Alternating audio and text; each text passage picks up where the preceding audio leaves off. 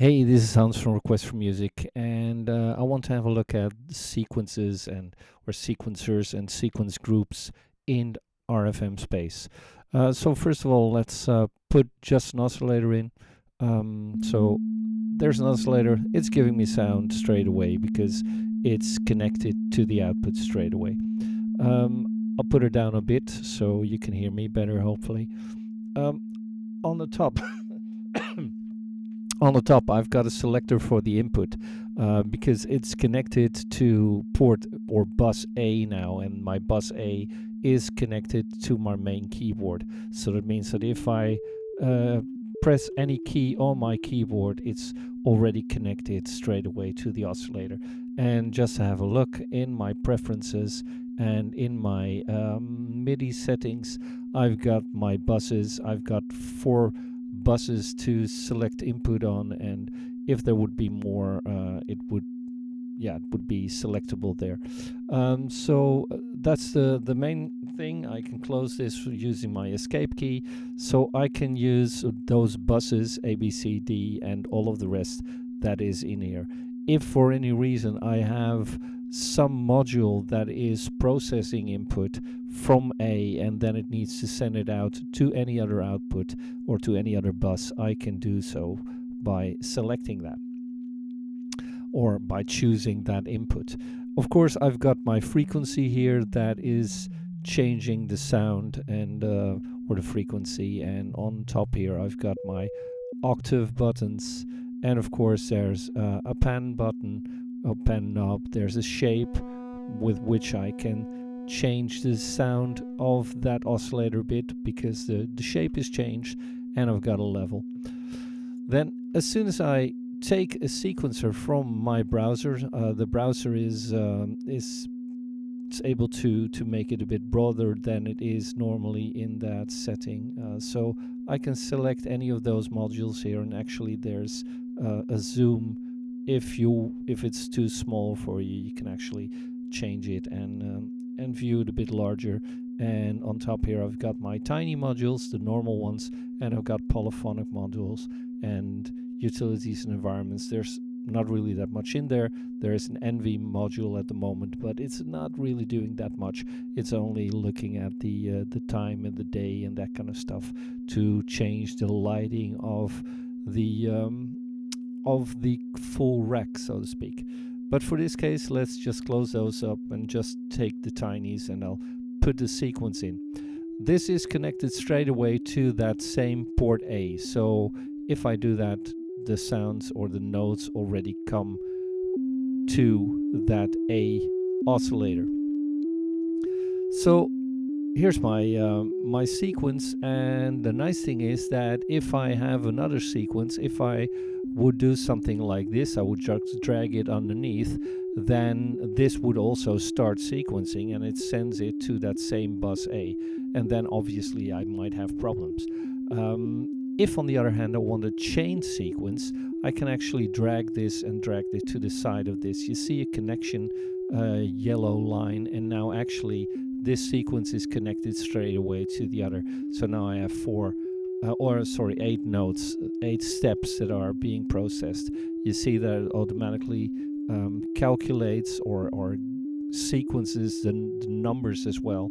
And the nice thing, of course, is that with multiple steps like this and with blocks of 4, I can actually say that I want this to be 1/8 instead of that normal 1/4.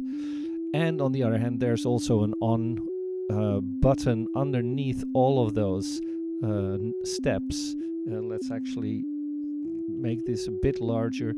I press Control or Command 0, and it changes it to the optimal size for that window. If I press on the on button, for instance here, you see that at first it's going into an R, which means that it's just resting from that step before, and it also makes it more transparent. And if I press it the next time, it goes into the X mode, which means that it's not just calculated. So in this case I have a 7/8 step, and I could actually do that with all of these. So if I for any reason just want 5 notes, I could do something like this. So now I have 5 steps, and maybe turn this down a bit so you can better hear that it does that. And obviously the overall tempo is changed by the rec tempo itself. So I could do that, but even nicer is that I can actually select both of these and create a group of them. So if I now do Control G or Command G, it groups them. You actually see a tiny bit of a color of green because that's the color for that first group. And now if I use my close bracket, my close square bracket, so that's the one with the on the right next to the P, there are those two square brackets, and I'm using the close one. So if I do that, it changes this into a group. You already see that there's 2 sequencers in there with 5 steps, and I can edit these and I can run it from up here, and I can change the output and the input and all that kind of stuff, and I can do an edit. Let's take this one out, for instance. So I'll just select it by command clicking on it, and I press my delete, so it deletes that group. And just take this one and I'll copy it and I'll paste it a couple of times, and I do a Control R to change my rec size, so to speak, and do Control 0. It's actually not doing exactly what I wanted, but let's make sure that these are in the same group as the one on top. So I select all of them and I do a right click, and it's actually group 1 that it should be in. And as soon as I do that, when it's indeed in this group, and I'll apparently have to change this a bit manually at the moment, don't know exactly why, but we'll have a look at that later on. I can drag these on and just take these on. So something like this. Hang on 1 second. So something like this, and oh, there's one in the bottom, and I'll put that up.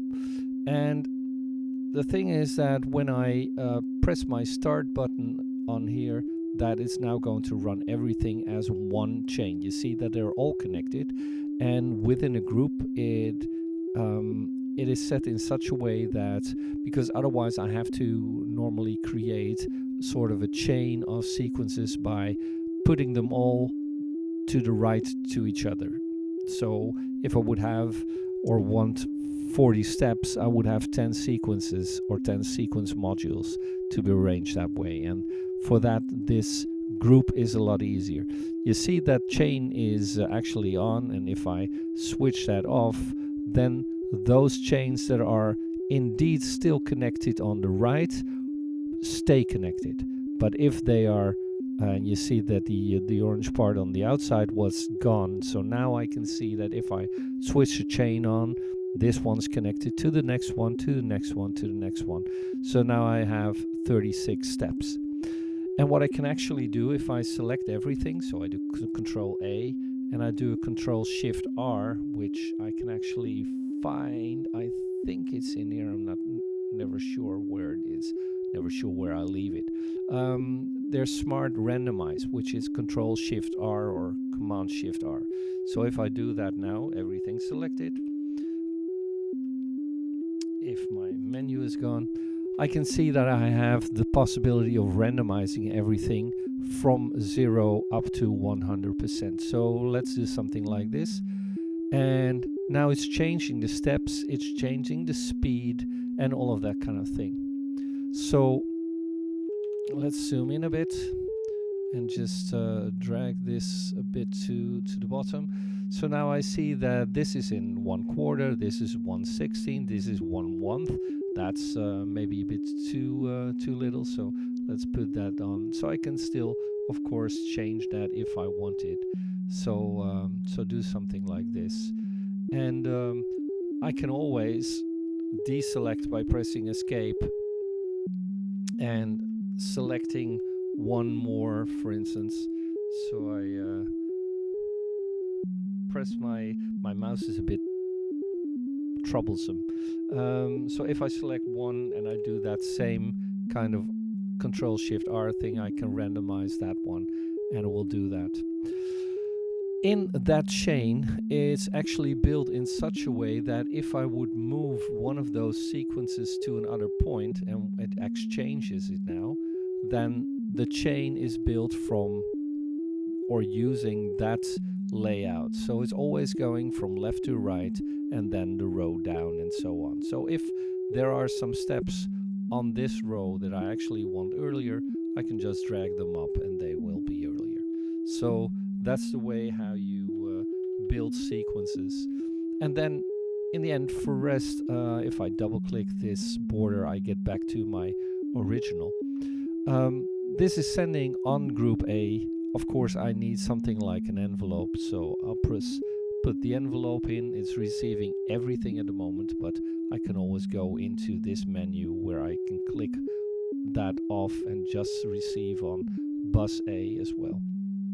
So I could do this, and then probably want to send everything through a filter.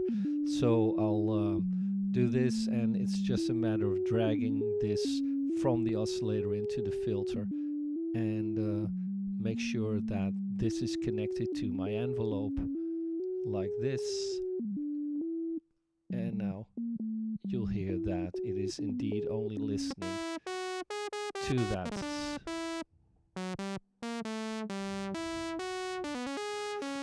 Now let's put a delay behind it to create something hopefully a bit more interesting.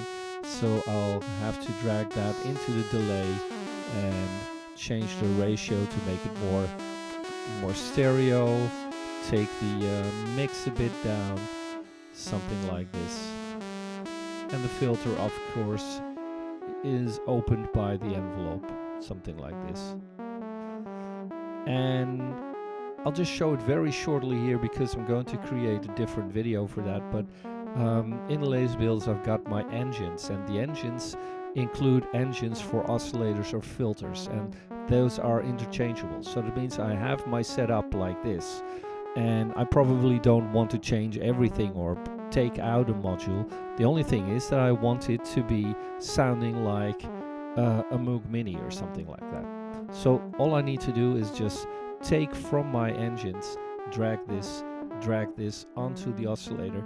You see that it changes to Mini, and I can actually click on that word and you get all of the offsets.